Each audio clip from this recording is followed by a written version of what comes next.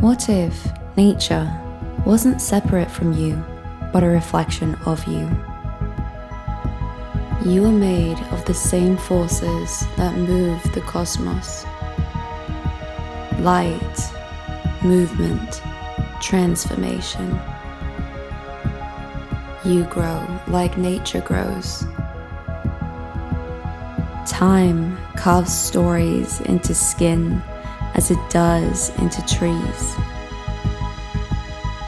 Nature wastes nothing.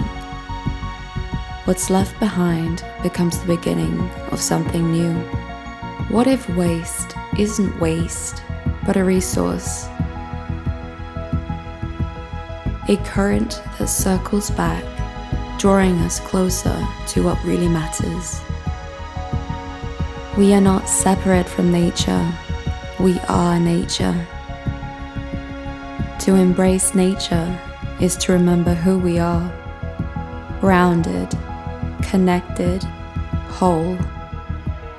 What if you evolved with nature and nature evolved with you? We are nature. The future of beauty starts here.